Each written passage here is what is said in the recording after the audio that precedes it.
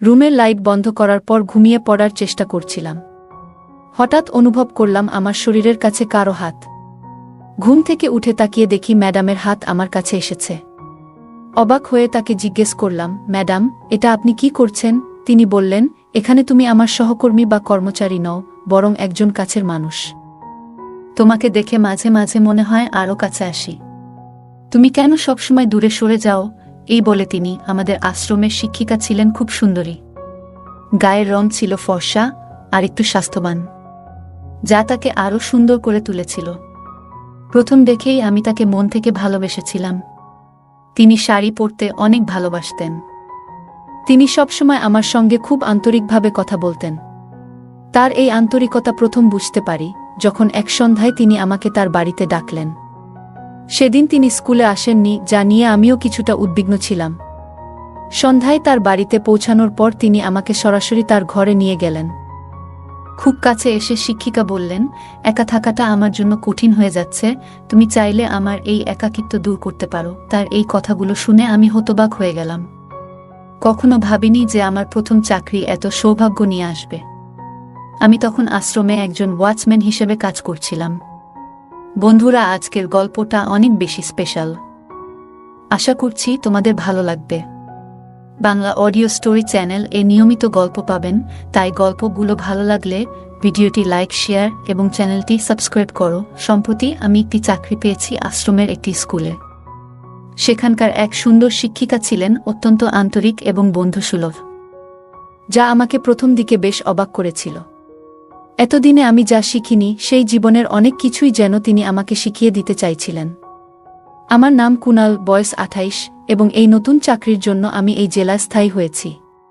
তবে মাত্র 4 মাসেই একই ধরনের কাজ করতে করতে আমি কিছুটা একঘেয়ে বোধ করছিলাম এবং অন্য কোথাও বদলি নেওয়ার কথা ভাবছিলাম। হঠাৎ একদিন আশ্রমে একটি ঘটনা ঘটে যা আমার জীবনকে নতুন রঙে রাঙিয়ে দেয়। একদিন আশ্রমে কিছু শিশুদের মধ্যে ঝগড়া লেগে যায়। তখনই আমার চোখ যায় একজন সুন্দরী মহিলার দিকে, যিনি শিশুদের সামলাতে কিছুটা বিপাকে পড়েছিলেন। পরে জানতে পারি তিনিই আমাদের নতুন শিক্ষিকা।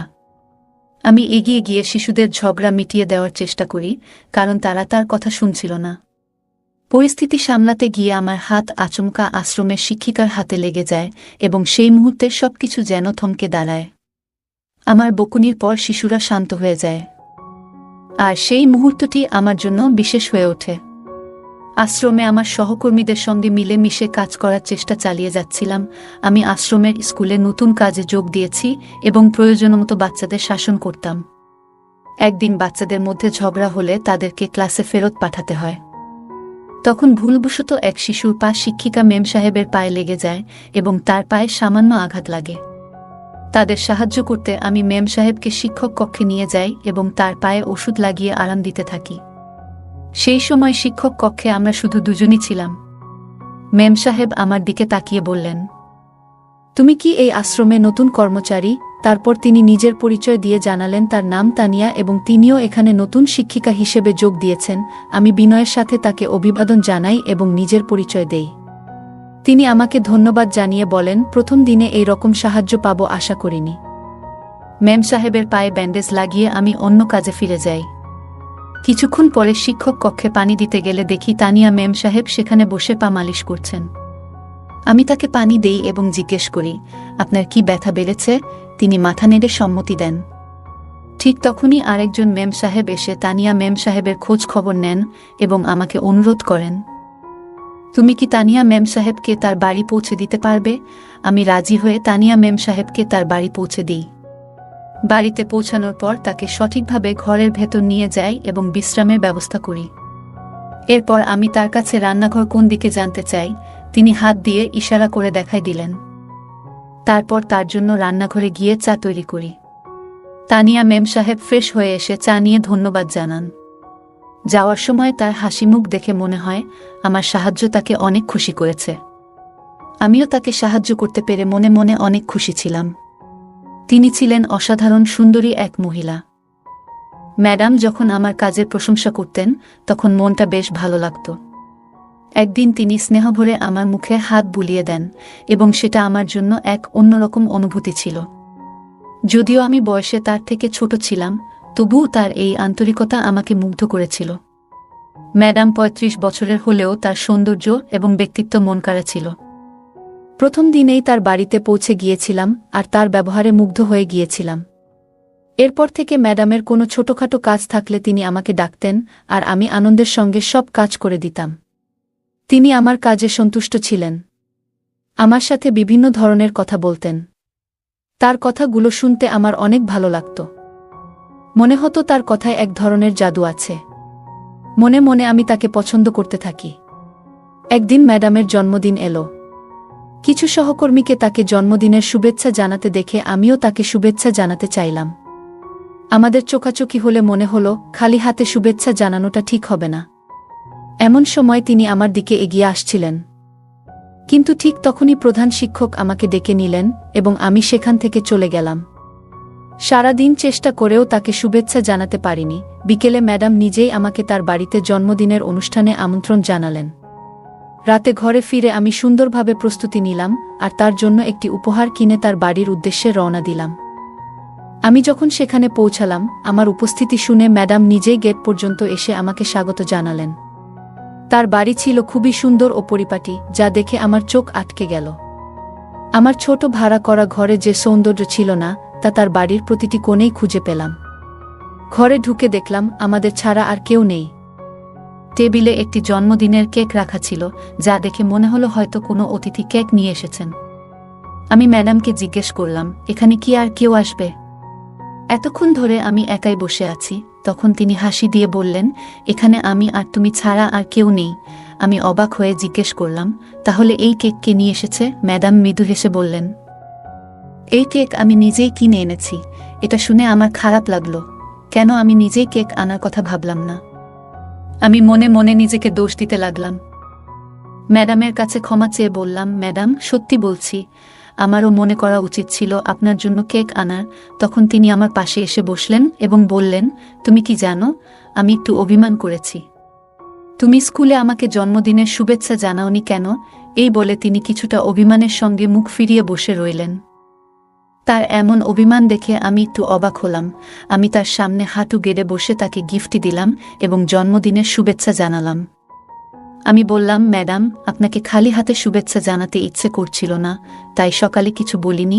গিফট দেখে ম্যাডাম বললেন, কুনাল, এত মূল্যবান গিফট আনার কি দরকার ছিল? তোমার আশাটাই আমার জন্য অনেক বড় বিষয়। এরপর তিনি আমার হাত ধরে কেক কাটলেন এবং আমাকে নিজ হাতে কেক খাওয়ালেন। আমি হাসি দিয়ে জিজ্ঞেস করলাম, ম্যাডাম, আপনার কি বাড়িতে আর কেউ নেই? আপনার স্বামী কি অন্য কোথাও থাকেন? তিনি মৃদু হাসলেন এবং বললেন, না, আমার এখনো বিয়ে হয়নি। আসলে বিয়ের ব্যাপারে আমার আগ্রহ নেই, তাই একাই জীবন কাটাচ্ছি। তাকে এত সুন্দর দেখে মনে হলো তার সৌন্দর্য নিয়ে প্রশংসা করার মতো কেউ নেই। সেই রাতে তার ঘরেই রাতের খাবার খেলাম। তার হাতের রান্নার স্বাদও ছিল অসাধারণ। গল্প করতে করতে কখন যে রাত 10:30 বেজে গেছে খেয়াল করিনি। ঘড়ির দিকে তাকিয়ে বললাম, এবার আমি আসি, অনেক রাত হয়ে গেছে। তখন ম্যাডাম হেসে বললেন, কুনাল, এত তাড়া কিসের? আর একটু বসো না। একা থাকার কারণে হয়তো তিনি আমাকে সঙ্গ দিতে চাইছিলেন। আমিও ভাবলাম, আজ রাতে একটু বেশি সময় কাটালেও ক্ষতি নেই। আমি ভেবে দেখলাম, আমিও তো একা থাকি, তাই এখানে রাতটা কাটাতে কোনো সমস্যা হবে না। তখনই ম্যাডাম বললেন, কুনাল, আজ রাতটা এখানে থেকেই যাও। সকালে তাড়াতাড়ি যেতে চাইলে চলে যেও। একটু ইতস্তত করে আমি রাজি হয়ে গেলাম। এরপর তিনি নিজের ঘরে চলে গেলেন এবং কিছুক্ষণ পর আমাকে ডাকলেন। আমি ঘরে ঢুকেই বললাম, ম্যাডাম, সরি, আপনি যদি আমাকে ডাকেননি, তাহলে আমি ভুল করে চলে এসেছি। তিনি হাসলেন এবং বললেন, না, আমি তোমাকেই ডেকেছিলাম। তখন বুঝলাম তিনি কিছু সাহায্য চান। ম্যাডাম বললেন, পেছনের হুকগুলো খুলতে পারছি না, তুমি কি একটু সাহায্য করতে পারবে? আমি লজ্জা পেলেও তার কথা শুনে তাকে সাহায্য করলাম। কাজ শেষ হলে আমি তাড়াতাড়ি ঘর থেকে বেরিয়ে এলাম। সেই রাতটি তার বাড়িতেই কাটালাম এবং সকালে আমার নিজের ঘরে ফিরে গেলাম, কারণ অফিসের ইউনিফর্ম সেখানেই ছিল। এরপর কয়েকদিন কেটে গেল, কিন্তু ম্যাডাম স্কুলে আসেননি। 2 দিন পর তার কাছ থেকে ফোন পেলাম। ম্যাডাম বললেন, কুনাল, তোমার একটু সাহায্য চাই। তার কথায় দ্রুত তার বাড়িতে গেলাম। সেখানে গিয়ে দেখি তিনি খুবই দুর্বল, চলাফেরা করতেও কষ্ট হচ্ছে। আমি তার স্বাস্থ্যের খোঁজ নিলাম। তখন জানালেন তার পিঠে ব্যথা হওয়ায় তিনি স্কুলে আসতে পারেননি। আমি তার জন্য ওষুধ নিয়ে এলাম, কিন্তু বললেন তাতে তেমন কাজ হয়নি। তারপর অনুরোধ করলেন, তুমি কি একটু গরম তেল দিয়ে মালিশ করতে পারবে? তাতে হয়তো আরাম পাব। তার প্রয়োজন দেখে আমি সাধ্যমতো সাহায্য করলাম, কিন্তু মনের ভিতরে কেমন যেন একটু অস্থিরতা কাজ করছিল। আমি ম্যাডামের প্রয়োজনের কথা ভেবে তাকে সাহায্য করতে রাজি হলাম। তিনি যেন দ্রুত সুস্থ হয়ে উঠতে পারেন, সেই আশায় রাত 9টার দিকে তার পিঠে তেল মালিশ করতে শুরু করলাম। আমার হাতের স্পর্শে মাঝে মাঝে ম্যাডামের মুখ দিয়ে অস্বস্তির শব্দ বের হচ্ছিল। মনে হচ্ছিল খুব ব্যথা পাচ্ছেন। তিনি তরুণ এবং আত্মবিশ্বাসী একজন মানুষ, কিন্তু ব্যথায় কষ্ট পাচ্ছিলেন। আমি তার প্রতি সহানুভূতিশীল থেকে নিজের আবেগকে নিয়ন্ত্রণ করলাম এবং কাজ শেষে ঘর থেকে বেরিয়ে এলাম। ম্যাডাম অনুরোধ করলেন, দিনের বেলায় তোমার কাজ করো, তবে কয়েকদিন রাতেও এখানে থাকো। যখন আর দরকার হবে না, আমি নিজেই বলবো। একা থাকার কারণে তার আশেপাশে সহায়তার কেউ ছিল না। আমি ভেবে দেখছিলাম রাত্রে থেকে তার পাশে থেকে সাহায্য করব কিনা। তখনই ম্যাডাম বললেন, সংকটে নিজের লোকেরাই পাশে থাকে। তোমাকে নিজের লোক মনে করেই বলছি, তুমি যদি থেকে যেতে চাও, আমি কৃতজ্ঞ থাকব।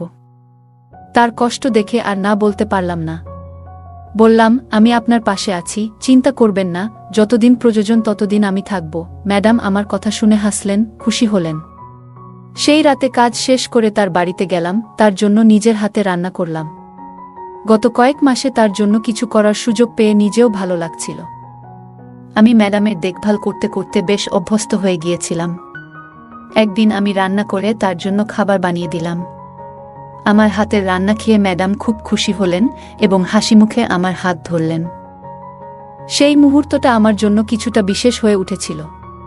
রাতে ম্যাডামের পিঠে মালিশ করে যখন ঘুমানোর জন্য উঠলাম, তিনি আমাকে থামিয়ে বললেন, আজ তুমি আমার রুমেই ঘুমিয়ে পড়ো, যদি রাতে আমার কোনো প্রয়োজন হয় তবে তোমাকে ডেকে নিতে পারবো। আমি একটু দ্বিধায় ছিলাম, কিন্তু তার একাকিত্ব ও অসুস্থতার কথা ভেবে থেকে যাওয়ার সিদ্ধান্ত নিলাম। রুমের লাইট বন্ধ করার পর ঘুমিয়ে পড়ার চেষ্টা করছিলাম। হঠাৎ অনুভব করলাম আমার শরীরের কাছে কারো হাত। ঘুম থেকে উঠে তাকিয়ে দেখি ম্যাডামের হাত আমার কাছে এসেছে। অবাক হয়ে তাকে জিজ্ঞেস করলাম, ম্যাডাম, এটা আপনি কি করছেন? তিনি বললেন, এখানে তুমি আমার সহকর্মী বা কর্মচারী নও, বরং একজন কাছের মানুষ। তোমাকে দেখে মাঝে মাঝে মনে হয় আরও কাছে আসি। তুমি কেন সবসময় দূরে সরে যাও? আমি নম্রভাবে বললাম, ম্যাডাম, আমি আপনার প্রতি শ্রদ্ধাশীল। আমাদের মধ্যে সামাজিক বা মানসিক দূরত্ব রয়েছে, যা পার হওয়া আমার পক্ষে সম্ভব নয়। তিনি হাসলেন এবং বললেন, আমার কাছে এসব বিষয় তেমন গুরুত্ব পায় না। তুমি যা ভাবছ, আমি তা নিয়ে মাথা ঘামাই না। তবে আমি তাকে স্পষ্ট করে জানালাম, আপনার প্রতি আমার শ্রদ্ধা অনেক, কিন্তু আমি সম্পর্কের সীমা মেনে চলতে চাই। আমার কথা শুনে ম্যাডাম কিছুটা চুপ থাকলেন। সেই রাতটা আমরা শুধু কথোপকথনের মধ্যে দিয়ে কাটিয়ে দিলাম, কোনো ভুল বোঝাবুঝি না রেখে।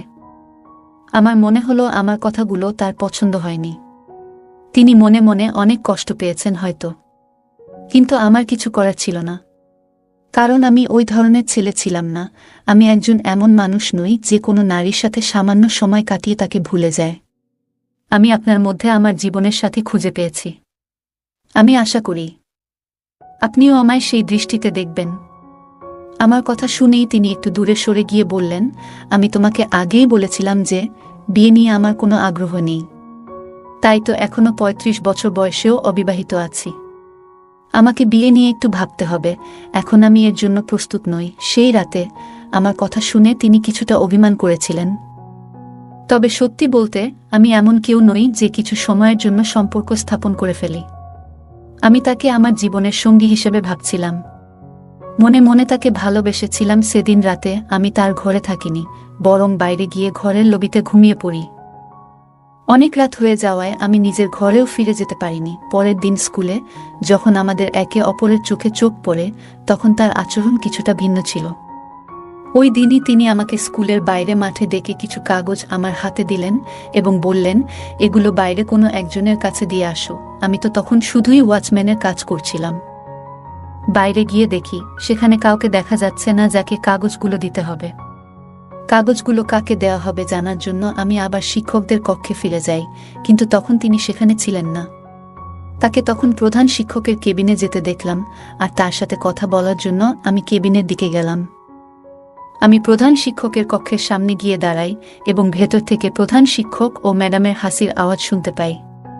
আমি লক্ষ্য করলাম ম্যাডাম আমার সম্পর্কে প্রধান শিক্ষকের সামনে বেশ প্রশংসা করছেন। তার কথাগুলো শুনে আমি বেশ আবেগপ্রবণ হয়ে পড়ি। সেই রাতে আমি আর নিজেকে সামলাতে পারলাম না এবং ম্যাডামকে না জানিয়ে তার বাড়িতে যাওয়ার সিদ্ধান্ত নিলাম। একটি ফুলের তোড়া হাতে নিয়ে আমি তার বাড়ির খোলা দরজা দিয়ে ভেতরে ঢুকলাম। তাকে রান্নাঘরে ব্যস্ত দেখতে পেয়ে আমি তাকে কাঁধে তুলে নিয়ে তার ঘরে নিয়ে গেলাম। ঘরে গিয়ে তাকে বিছানায় শুইয়ে পাশে বসে পড়লাম, কিন্তু তখন তার চোখে মুখে কিছুটা অস্বস্তি ও আতঙ্কের ছাপ দেখতে পেলাম। আমি কাছে গিয়ে বললাম, ম্যাডাম, কাল তো আপনি আমায় এতটাই উৎসাহ দিয়েছিলেন, আজ কেন এতটা বিচলিত লাগছে? আমি তার কপালের ঘাম মুছতে যাব, ঠিক তখনই ঘরের বাথরুম থেকে একজন বেরিয়ে এলেন। তাকে দেখে ম্যাডাম অবাক হয়ে বসে পড়লেন এবং আমায় বিস্মিতভাবে তাকিয়ে রইলেন। সেই ব্যক্তি আর কেউ নন, আমাদের স্কুলের প্রধান শিক্ষক। তাদের দুজনের মুখের অবস্থা দেখে বুঝতে পারলাম তাদের সম্পর্কটা শুধু সহকর্মিতায় সীমাবদ্ধ নয়। আমি একটু মুচকি হেসে বললাম, ম্যাডাম, আপনার এই সত্যটাই তো জানতে চেয়েছিলাম। ভালো হয়েছে, ভোরে অন্য কোনোভাবে দেখতে হয়নি। আপনার মিথ্যে আবেগে বাধা পড়ে আমি যেন এক প্রকার আপনার কৃতদাস হয়ে গিয়েছিলাম। আজ সকালে প্রধান শিক্ষকের কক্ষে আপনি আমার প্রশংসা করছিলেন, আমি শেষবি শুনেছি। আসলে আপনি আমাকে আপনার মায়াজালে আটকে সব বেআইনি কাজ করাতে চেয়েছিলেন। এতদিন আমি আপনাকে সম্মান করে আপনার প্রতি অনুভূতির কারণে সব কাজ করেছি। আপনি যা যা করতে বলেছিলেন আমি কখনো প্রশ্ন করিনি, কিন্তু আপনি আমার সাথে প্রতারণা করে বড় ভুল করেছেন। আপনি একজন ভণ্ড শিক্ষক। আপনার আসল রূপ আজ আমার সামনে উন্মোচিত হল। কিছু মাস ধরে আপনি আমার চারপাশে ঘুরছিলেন, আমাকে কাছে ডাকছিলেন। হয়তো ভাবছিলেন আমি আপনাকে ভালোবাসব না, কিন্তু আপনার সাথে জন্মদিনে কেক কাটার পর যখন আপনি আমার হাত ধরেছিলেন তখন আমার মনে আরও গভীর অনুভূতি তৈরি হয়েছিল। আপনাকে আমি সত্যিকারের ভালোবাসতে শুরু করেছিলাম। এমনকি একদিনও যদি আপনি স্কুলে না আসতেন আমি চিন্তিত হয়ে পড়তাম। কিন্তু মনে হচ্ছে ভাগ্য অন্য কিছু পরিকল্পনা করে রেখেছিল এবং ঘটনাচক্রে আপনার আসল সত্য আমার সামনে আসে। আপনার অভিনয়ে প্রধান শিক্ষকও আপনাকে নিয়ে মোহগ্রস্ত হয়ে পড়েছিলেন। যাকে নিয়োগ দেওয়ার কথা ছিল তার জায়গায় আপনাকে চাকরি দেওয়া হয়েছে, এটা শুনে আমি সব বুঝতে পারলাম। আপনার যোগ্যতার বিষয়েও আমি পরিষ্কারভাবে অবগত হয়েছি এবং এও জানি আপনার শিক্ষা এমনকি পর্যাপ্ত মাত্রায় হয়নি। গত কয়েকদিনে আমি লক্ষ্য করেছি স্কুলের গুদাম থেকে যে খাবারের বস্তাগুলো আমার গাড়িতে তুলতে বলতেন সেগুলো পরে কালোবাজারে বিক্রি করছিলেন। আশ্রমের দরিদ্র শিশুদের জন্য বরাদ্দ খাবার চুরি করতে গিয়ে আপনাদের কোনো লজ্জাবোধও হয়নি। প্রতিদিন আশ্রমের শিশুরা খাবারের অভাবে কষ্ট পায়। তাদেরই অভিশাপে আজ তোমাদের সত্য আমার সামনে এসেছে। আমার কথা শুনে দুজনেই হেসে উঠলেন।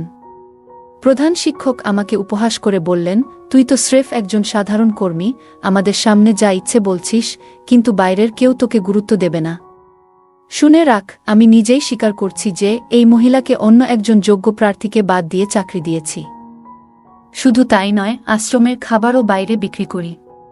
প্রধান শিক্ষক আরও বলেন, তুই যা বলবি বলো, আমাদের কিছুই করতে পারবি না। সবকিছু তোর সামনে স্বীকার করেও তোর কোনো লাভ হবে না।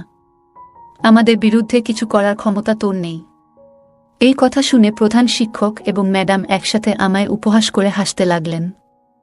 সত্যি আমার কিছু করার ছিল না, কারণ আমি সামান্য একজন ওয়াচম্যান। আমার মতো গরিবেরা তাদের মতো ধনীদের কি আর করতে পারি? তার কয়েকদিন পর আমি সে চাকরি বাদ দিয়ে অন্য এক জায়গায় চাকরি নিই। এখন সেখানেই অনেক ভালো দিন কাটছে আমার। না আছে কোনো ঝামেলা, না আছে কারো প্রতি আমার মায়া। এখানে বেশ ভালো জীবন কাটছে আমার। ম্যাডাম এবং প্রধান শিক্ষক নিজেদের ক্ষমতা এবং পদ ব্যবহার করে অনৈতিক কাজ করছেন। ম্যাডাম প্রধান শিক্ষকের সঙ্গে তার সম্পর্কের সুযোগ নিয়ে চাকরি এবং অন্যান্য সুযোগ সুবিধা পেয়েছেন, যা প্রকৃত অর্থে তার প্রাপ্য ছিল না। এখান থেকে আমরা দেখতে পাই ক্ষমতা এবং প্রভাব খাটিয়ে অন্যের অধিকার হরণ করা নিন্দনীয়।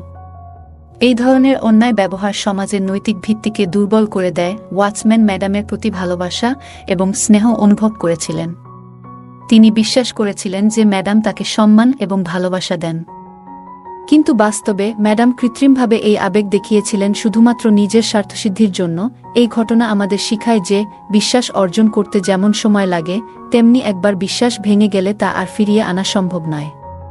আমরা যাদের ভালোবাসি তাদের প্রতি সদয় এবং সৎ হওয়া উচিত, নয়তো একদিন সেই সম্পর্ক ভেঙে যাবে। গল্পে উল্লেখ আছে যে আশ্রমের দরিদ্র শিশুদের জন্য বরাদ্দকৃত খাবার কালোবাজারে বিক্রি করে দেয়া হচ্ছে। এটা অত্যন্ত নিন্দনীয় একটি অপরাধ। দরিদ্র ও অসহায় শিশুদের জন্য বরাদ্দকৃত সম্পদ ব্যবহার করে তারা তাদের শোষণ করছে। এর ফলে দরিদ্র মানুষ আরও দরিদ্র হয়ে পড়ে এবং তাদের প্রতি সমাজের কর্তব্য অবহেলিত হয়। এই ধরনের অপরাধ আমাদেরকে শিখায় যে সমাজের দুর্বল অংশের অধিকার রক্ষা আমাদের সবার দায়িত্ব এবং তাদের জন্য বরাদ্দকৃত সম্পদ চুরি করা মানবিক অপরাধ। গল্পের শেষে ওয়াচম্যান দেখায় যে একজন মানুষের আত্মসম্মান গুরুত্বপূর্ণ, নিজের মর্যাদা বজায় রেখে জীবনযাপন করা এবং অন্যায়ের কাছে মাথা নত না করাই শ্রেয়। তিনি চাকরি ছেড়ে অন্য জায়গায় ভালোভাবে জীবন যাপন করছেন, যা বোঝায় যে আত্মসম্মান রক্ষার জন্য অন্যায় পরিস্থিতি ত্যাগ করা উচিত। গল্পের ওয়াচম্যান অনুভব করে যে ম্যাডাম তার প্রতি কৃত্রিম আবেগ প্রদর্শন করেছিলেন। সত্যিকার ভালোবাসা কখনো প্রতারণা করে না। গল্পটি শিখিয়ে দেয় অন্ধভাবে কারো উপর ভরসা করা উচিত নয়। বন্ধুরা, যদি এই গল্পটি ভালো লেগে থাকে তাহলে দয়া করে ভিডিওটি লাইক করুন এবং আমাদের বাংলা অডিও স্টোরি চ্যানেলটি সাবস্ক্রাইব করুন। পাশে থাকা বেল আইকনটি প্রেস করুন যাতে করে আমরা যখনই নতুন ভিডিও আপলোড করি তার নোটিফিকেশন সবার আগে আপনার কাছে পৌঁছে যায়। ধন্যবাদ, দেখা হবে আমাদের পরবর্তী ভিডিওতে।